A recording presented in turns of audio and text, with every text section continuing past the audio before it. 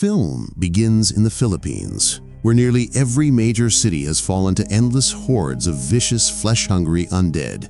Our main character, Francis Abel, has managed to slip away from Manila and is now making his way back to his hometown with his wife Iris and their two boys, Josh and Lucas. On their way, they come across an old, desolate house that looks abandoned. Francis grabs a rusty iron pipe and steps inside carefully. Moving slowly through the dusty halls, he hears faint sounds coming from upstairs and cautiously follows them. In one room, he discovers a lifeless elderly man lying on the bed. A pistol rests beside him, hinting that the man ended his own life. Francis takes the gun and the watch from the bedside, checking the time before heading outside. Standing by the doorway, he spots an elderly woman who has turned into a zombie. It is soon revealed that the dead man inside was his father. The zombified woman lunges at him, forcing Francis to shoot her. Overwhelmed by grief, he buries both of his parents in the cornfield nearby. That night, the Abel family settles into the house, but Francis stays awake the whole time, keeping watch. At sunrise, Francis inspects the water system and, after making sure it's drinkable, lets his children use it. Iris, however, seems uneasy about being stuck here. Later, Francis takes Josh with him to explore a nearby house. Inside, they find a radio, a flashlight. They also discover the body of the homeowner hanging from the ceiling. Francis tells Josh to retrieve the keys hanging from the corpse's belt. As Josh tries to pull them free, the body falls onto him, causing injury. Francis doesn't rush to help. He wants Josh to learn to handle tough situations on his own. That afternoon, Iris leads Francis to the basement to look for supplies. It's revealed that his cruel father used to lock him down there as punishment. Though shaken by old memories, Francis forces himself inside and finds a fuel-depleted generator. That night at dinner, Iris suggests they should travel north, where safety zones have been set up, but Francis argues it's safer to remain hidden. The next morning, Francis and Iris talk near the cornfield, where it's revealed that Josh is not Francis's biological child, explaining his colder treatment toward him compared to Lucas. Iris presses again that they should follow government orders and head north. Reluctantly, Francis agrees for the family's sake. They soon leave in their van, with Francis driving while Iris maps their route. Everything seems fine until Josh accidentally reveals that Iris had received a call from Francis's estranged brother, Diego. Furious, Francis loses focus and nearly crashes into a barricade blocking a bridge. With no way forward, he suggests returning to the house, but Iris gets out with a blade to try clearing the obstacle. The noise attracts a soldier-turned-zombie. Francis rushes in and shoots it down, but more undead swarm toward their van, trapping the children inside. As danger closes in, Francis and Iris fight back. He opens fire to draw zombies away, while Iris pulls their sons to safety. Francis then grabs a grenade from the fallen soldier and sprints across abandoned cars to gain distance. Once in position, he hurls the grenade, blasting the horde to pieces. Reuniting with his family, they retreat to the house. 2 weeks later, Francis sneaks back to the bridge to retrieve the van. He finds it still functional and almost drives it home, but suddenly decides he doesn't want his family leaving the old house. Returning with fuel, he lies to Iris that the van is ruined. Instead, he pours the fuel into the generator and surprises his family by bringing the house to life with electricity, cool air, and music. The following morning, Francis heads over to the chicken coop to collect eggs for breakfast, only to find chaos inside. A stray dog has broken in, slaughtered their chicken, and viciously bites his hand. Iris quickly tends to the wound but insists they need a hospital, fearing rabies. Francis stubbornly refuses, unwilling to risk leaving the shelter of the house. Meanwhile, Josh fiddles with the radio and manages to catch part of a transmission about a nearby survivor camp, but he can't make out the full message. That night at dinner, he shares what he heard, sparking a tense debate. Iris argues they should set out to find the camp, but Francis strongly opposes, reminding her of the dangers they've already faced outside, especially the people she still seems connected to, like his estranged brother. The next morning, Francis works on repairing the coop when Josh approaches and asks if they can switch on the generator. Francis flatly refuses, and the conversation escalates into an argument. Francis challenges Josh, asking if he'd really be able to kill to protect the family like he did back at the bridge. When Josh boldly claims he can, Francis drags him to a field to give him a gun and test him. Iris, hearing the shots, rushes over and sees Francis pushing Josh too far, echoing the same cruelty Francis endured from his own father. She's about to confront him when a pack of zombies suddenly emerges, drawn by the noise. The family flees toward the house, barricading doors and windows as the undead pour in.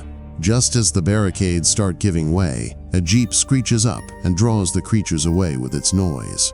At dawn, Francis follows the river and discovers the driver of the jeep is none other than his brother Diego. Their tense conversation reveals hints that Josh may actually be Diego's child. Diego apologizes for the past and offers his help, explaining that he came to protect them. Francis, full of pride, rejects him outright and even pulls a gun on him.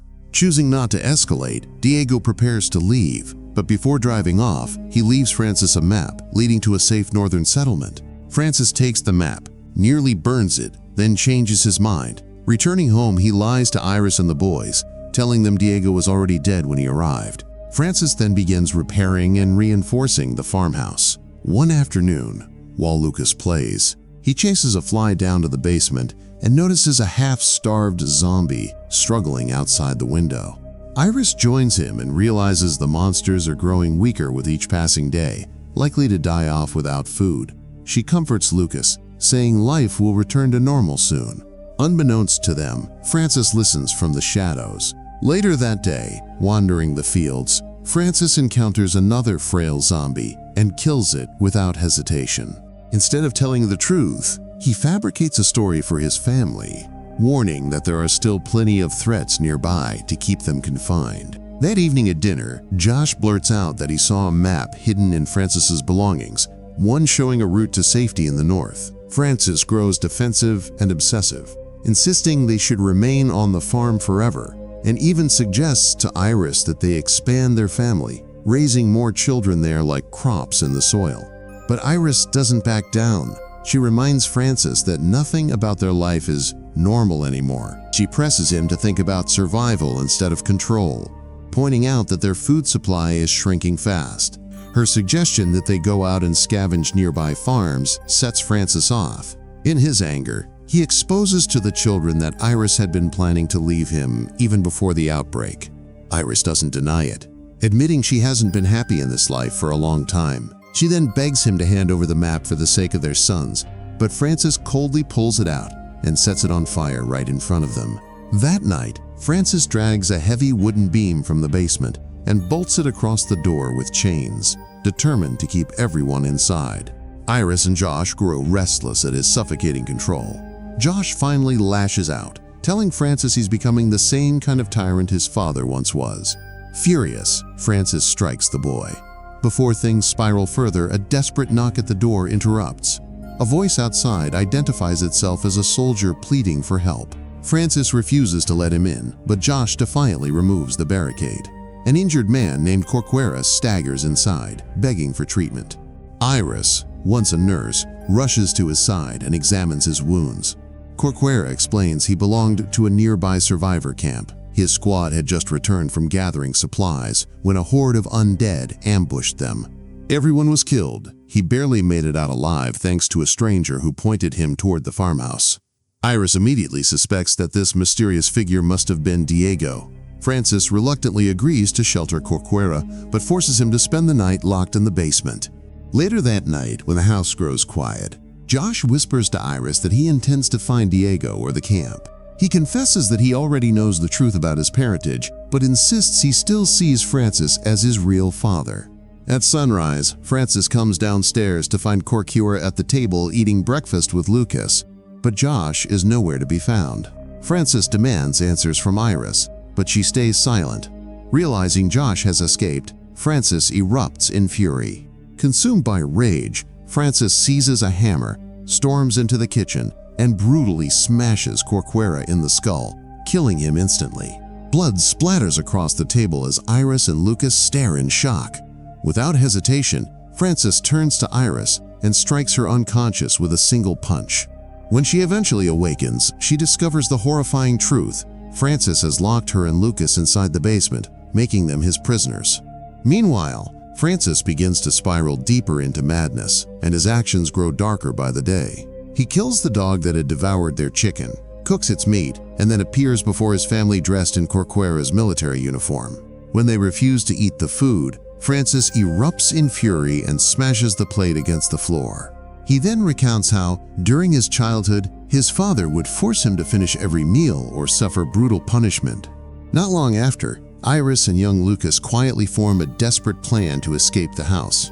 In the next moment, Francis awakens from a nap to the sound of Lucas screaming. He bolts toward the basement, only to be struck across the head by Iris with a heavy piece of furniture. At last, mother and son break free from their confinement.